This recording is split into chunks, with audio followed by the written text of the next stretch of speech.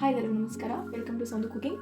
ಇವತ್ತು ನಾನು ಮಿರ್ಚಿ ಬೋಂಡ ಹೇಗೆ ಮಾಡೋದು ಅಂತ ತೋರಿಸ್ತಿದ್ದೀನಿ. ಅದಕ್ಕೆ ಬೇಕಾಗಿರೋ ಸಾಮಗ್ರಿಗಳು: ಮೆಣಸಿನ್ಕಾಯಿ, ಜಾಸ್ತಿ ಖಾರ ಇಲ್ಲ, ಕಡಿಮೆ ಖಾರ ತೊಗೋಬೇಕು. ಆಮೇಲೆ ಅಜ್ವಾನ್ ಅಂದರೆ ಓಂಕಾಳು, ಕಡಲೆ ಹಿಟ್ಟು, ಆಮೇಲೆ ಸ್ವಲ್ಪ ಅಕ್ಕಿ ಹಿಟ್ಟು, ರುಚಿಗೆ ತಕ್ಕಷ್ಟು ಉಪ್ಪು. ನಾವು ಇದಕ್ಕೆ ಓಂಕಾಳು ಮತ್ತು ಅಕ್ಕಿ ಹಿಟ್ಟು, ಉಪ್ಪು ಎಲ್ಲ ಹಾಕಿಬಿಟ್ಟು ಸ್ವಲ್ಪ ಮಿಕ್ಸ್ ಮಾಡೋಣ. ಮತ್ತು ಸೋಡಾ ಹಾಕಬೇಕು, ಮತ್ತು ಸ್ವಲ್ಪ ಸೋಡಾ ಅದನ್ನು ಕೂಡ ಆ್ಯಡ್ ಮಾಡಬೇಕು. ಕಡಲೆ ಹಿಟ್ಟು ತೊಗೊಂಡಿದ್ದೀನಿ. ಈಗ ನಾನು ಇದಕ್ಕೆ ಅಕ್ಕಿ ಹಿಟ್ಟು ಮಿಕ್ಸ್ ಮಾಡೋಣ. ಆಮೇಲೆ ಓಂಕಾಳು ಹಾಕ್ತೀನಿ. ಓಂಕಾಳು ಅಂದರೆ ಅಜ್ವಾನ್ ಅಂತಲೂ ಅಂತಾರೆ.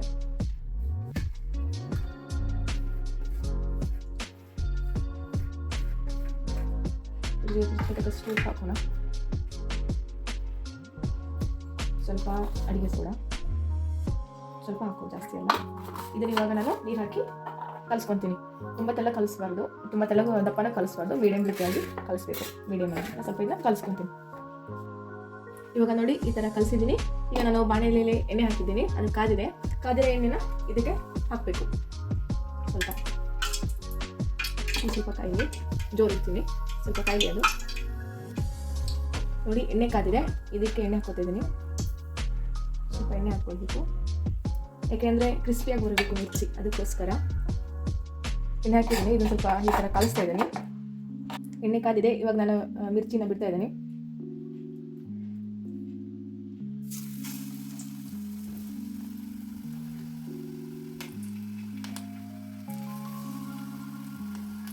ನೋಡೋಣ ಮಿರ್ಚಿ ಹೇಗಾಗಿದೆ ಅಂತ ಕರೆದ ಮೇಲೆ ಟೇಸ್ಟ್.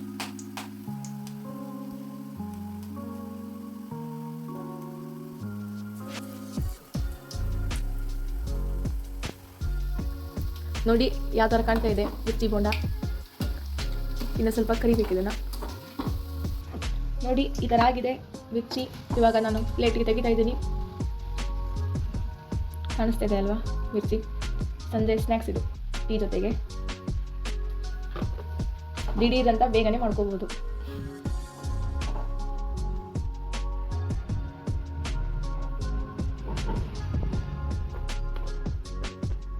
ದಿಢೀರಾಗಿ ತಯಾರಾಗಿರುವ ಕ್ರಿಸ್ಪಿ ಆಗಿರುವ ಮಿರ್ಚಿ ಬೋಂಡ.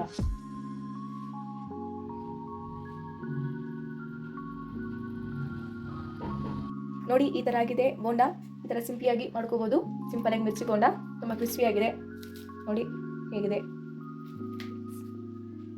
ಇದೇ ಥರ ಸಿಂಪಲ್ ಆಗಿ ಮಾಡುವ ಐಟಮ್ಸ್ ನಾನು ಹೇಳ್ಕೊಡ್ತೀನಿ. ಇದು 5 ನಿಮಿಷದಲ್ಲಿ ಮಾಡೋ ಕೆಲಸ. ಇದು ಕ್ರಿಸ್ಪಿಯಾಗಿದೆ ಮಿರ್ಚಿ, ತುಂಬ ಚೆನ್ನಾಗಿದೆ. ನೀವು ಮಾಡ್ಕೊಳ್ಳಿ, ತಿನ್ಕೊಳ್ಳಿ.